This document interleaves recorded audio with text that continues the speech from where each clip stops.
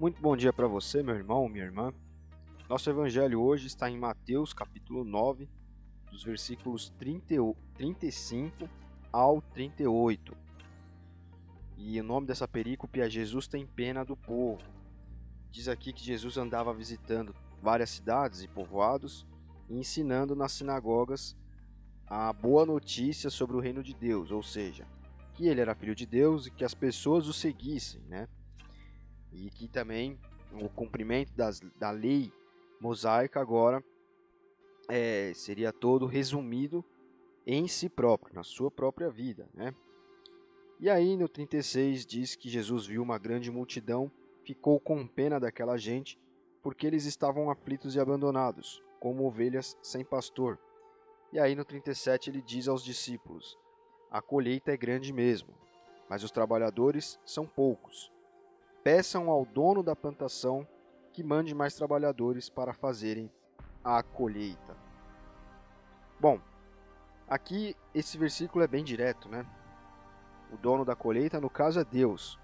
Os discípulos estavam ajudando Jesus em seu ministério, né? Levando a sua mensagem, pregando, e seriam os seus continuadores. E Jesus diz a eles que pedissem a Deus o envio de mais trabalhadores para colocar mãos à obra, digamos assim, né? Jesus usa aqui o exemplo da colheita, etc., porque era algo próximo deles ali. Eles conheciam, né? Era um exemplo muito palpável para eles, muito perceptível, né? Se fosse hoje, com certeza o exemplo não seria colheita, mas seria alguma outra coisa da nossa época aqui, do nosso dia a dia.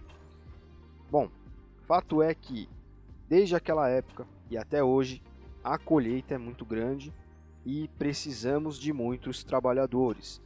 Isso quer dizer que Jesus fala para você: ore para que Deus envie mais trabalhadores, porque a colheita é muito grande. A gente ainda consegue ter, né, uma ideia de grandes plantações, porque a gente vê na televisão ou passa numa estrada e olha aquela infinidade de coisas plantadas. Hoje em dia não existem, né? São difíceis, é difícil você ver, né? Nós vermos um local onde as pessoas ainda colhem as coisas, os frutos com a mão. Hoje é colheitadeira, etc., porque são muitas pessoas para serem alimentadas. Mas a gente consegue ter ideia, né? Quando nós passamos numa plantação, de quanto trabalho demanda enfim, um plantio de qualquer cultura, né? Qualquer semente ali. Você precisa plantar, precisa cuidar, depois você precisa vir colher no tempo certo, etc. Às vezes não pode plantar 2 vezes seguidas ou 3 vezes seguidas o mesmo tipo de cultura, o mesmo tipo de semente, né? Fato é que Jesus ele olha para nós, que somos os seus continuadores, olha para mim e para você e pede que nós oremos a Deus por mais trabalhadores. Então você pense consigo como está a situação na sua igreja, como está a situação da igreja como um todo, da sua pequena comunidade local. Como estão os trabalhos? Nós precisamos de mais trabalhadores, precisamos de mais pessoas que falem às outras sobre Jesus. Nós precisamos de mais engajamento para que a obra de Deus prossiga, para que a mensagem seja levada adiante. Ainda precisamos.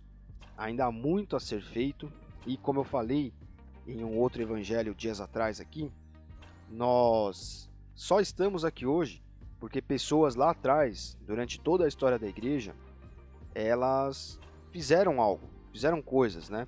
Uns ensinaram, outros evangelizaram, outros escreveram tratados teológicos, outros simplesmente oravam, mas fato é que essas pessoas participam da história da igreja, mesmo que nós não saibamos os nomes delas, né? Existem os que são proeminentes, conhecidos, e existem os que não são. Todos esses são trabalhadores que participaram da colheita, participaram da pregação do evangelho de forma direta, às vezes como um pregador expositivo, um professor, etc., e indireta, às vezes com uma pessoa que ajudava dentro da igreja de alguma forma, que ajudava dentro de um monastério, que fazia as orações, que evangelizava e, né, é muito importante evangelizar, mas não era um grande evangelizador conhecido, né, como foi Billy Graham, por exemplo. Mas nós, como essas pessoas, devemos fazer algo para que a igreja possa se movimentar.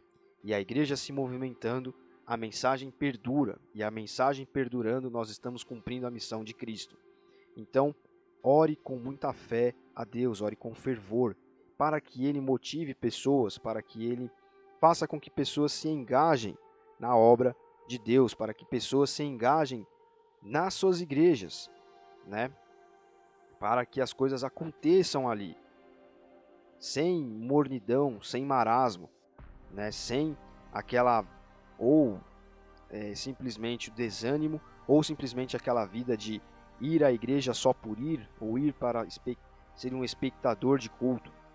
Ore com muita fé, com muito fervor, para que isso não aconteça aí na igreja onde você frequenta. Para que as pessoas, que o Espírito Santo motive as pessoas a, como os discípulos fizeram aqui, como Jesus disse aos discípulos que era necessário, trabalhadores venham para a colheita, para levar a mensagem, para cuidar de pessoas, para discipular pessoas. Nós ainda hoje precisamos disso. E aqui está o convite do próprio Cristo para mim e para você.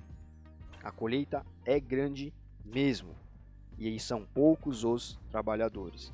Jesus falou isso para os discípulos, mas leia como se ele estivesse falando para você. E engaje-se em algo, faça algo na sua igreja, né? Não seja um mero espectador de culto. Nós estamos falando sobre frutificar esse mês aqui na igreja. No último mês nós falamos sobre oração. E aqui está um versículo que, por coincidência, une as duas coisas. Ore para que Deus envie ceifeiros, né? Colheitadeiras para essa obra, pessoas que façam a obra dele, né? Como está escrito aqui. Mas também frutifique, engaje-se em algo, faça algo pela sua igreja. Ore para que pessoas venham, mas também faça algo, engaje-se em algum trabalho, peça a Deus que Ele te mostre quais dons e habilidades você pode usar na obra dele. Não seja um mero espectador de cultos. Engaje-se em algo na igreja, porque quando nós estamos engajados em algo dentro das igrejas, nós estamos fazendo com que o evangelho prossiga, caminhe, seja anunciado. E também seja um anunciador dessa boa obra, né? Dessa boa notícia, como está escrito aqui. Jesus visitava os povoados e falava sobre a boa notícia do evangelho. Faça igual a Jesus. Anuncie Cristo. E também engaje-se na sua igreja e também ore. Então vamos unir aqui os nossos objetivos. Orar e frutificar para que essa mensagem avance e ela perdure para além das nossas vidas. Deus abençoe você. Até amanhã.